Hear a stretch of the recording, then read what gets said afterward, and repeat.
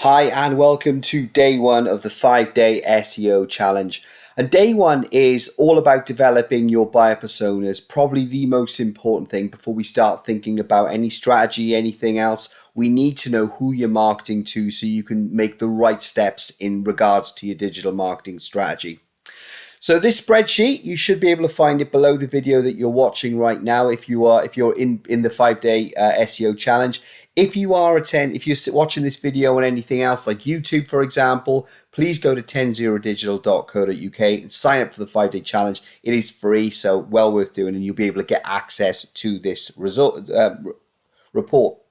Resource even, do apologize. So what we've got here is it's developing your buyer persona spreadsheet. It's all loaded up with all the options that you're going to need, and hopefully it'll help you target both business to consumer and business to business. So you fill in exactly what you need to get the information that you want out. So we're going to do an example today. We're going to do a buyer persona for a training company. Excuse me. So we're going to work off that on the basis, and we'll see how the spreadsheet works. Like I say, you'll be able to download this. You'll get access to it, and all the options are preloaded in. So I'm going to call this person, he's a training manager, so I'm going to call him Training Manager Tom. Okay, so this business is going to target training managers. It sells training resources, and a target for this business will be the training manager market. So trainer manager Tom, I'm going to think about his age. He's probably going to be around the age of 36 to 44, shall we say. Education, he'd probably be about degree qualified. And the industry, I mean, it could be any of these industries. I'm going to go, in this case, for financial services, just from the perspective that there will be opportunity. They're very clued up on training. There'll also be opportunities for regulatory, legislative training in there too. So when I consider the interests, because this is a B2B example, this may not be pertinent. I can maybe have a think and maybe think, is he into football? Could he be into this? I could maybe say golf. I mean, if you do your homework on this person, particularly if you're doing this from an existing business perspective, you may already have 10 clients. So what I'd say is look at those 10 clients and think about what they have in common. For argument's sake, in this one, I'm going to select golf. Then we think about the demographics. Now, demographics in this case would be, these are mosaic demographics. You can find out plenty about this online. Just gives you an idea of the sort of people that you will be targeting. I'm going to go here with City Prosperity, fairly successful people. And the job title would be Training and Development Manager. There you go.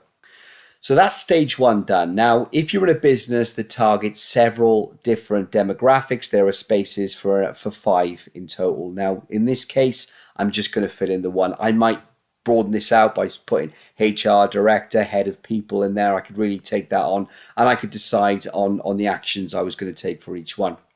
So after I've done stage one, I'm going to scroll down a little bit, and now I can go to stage 2. So here I am with training manager Tom again. I'm going to think about the organization size. So the organizations that we're looking at are pretty big.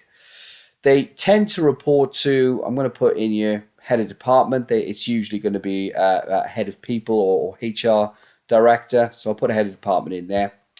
KPIs, I mean, I could put, this is a free typescript, so apprenticeship numbers. I also know that ROI of training,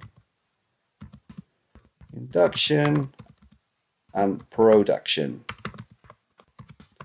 of material. So with this demographic, we understand that they're under a lot of pressure to create materials. They may not have the expertise to create these materials. So we're offering an off-the-shelf product for them. So we understand the stresses these people are under, the KPIs, and the different aspects that are being put on in this particular profession. So the next thing we're going to look at is role in the purchase decision. Now we need to understand here if they're a sole decision maker, a joint decision maker, can they influence? So we understand that, they could very well be an influencer. They will find this product online. They will then need to go to their higher ups and get the decision. So I'm going to pop influencer in there. They may be higher, who knows, but we're just erring on the side of caution here. Then we think about the goals for our customers. So every single customer buys something, whether it's a customer or client or anything, they buy something in order to get something out of it. So this is what we're going to consider here. Are they looking to increase revenue? Are they looking to manage company resources more effectively, increase employee morale? All these things to consider. So, I mean, I can go down here, and if I can scroll down, there's even some more. Let's go with develop organizational strategy, because this product is going to be for a wider thing that does develop that organizational strategy. So I'm going to click on that. There we are. And then we think about the challenges that they have. So, we've got your resources, employee morale. Change management is huge. I'm going to put that in. For example, this could be an aspect that the organizations are going through plenty of changes at the minute, and our product can help with that. So once I've done stage 2, I come down to stage 3, and you can see the names copied across. What kind of job responsibilities that we've got here, I'm going to put in. I'll just fill these in just for time. Tools required to perform the role. Again, all these things are coming down. I'm going to pop in there, CRM software. How do they like to be contacted? We know, this demographic, they don't particularly like to be called. They don't want to be texted or social media. What I'm going to put in here, I'm going to put other, and I'm going to maybe put in there LinkedIn. So if I were to do a direct contact, that would be the way I would go with it. What kind of professional development channels do they use? I know that these people enjoy their CIPD and websites, so I'm going to go professional bodies. Then we think about what social network preferences they got. So I'm going to say Facebook, and I'm going to say LinkedIn. Okay. Then we're going to come down. Finally, we've got stage 4 and stage 5. So stage 4, as you can see there, scroll up a little bit.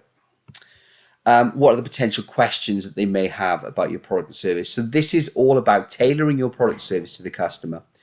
What solutions have they sought so far? There's a few things that they looked at: fully managed solutions, coaching, consulting.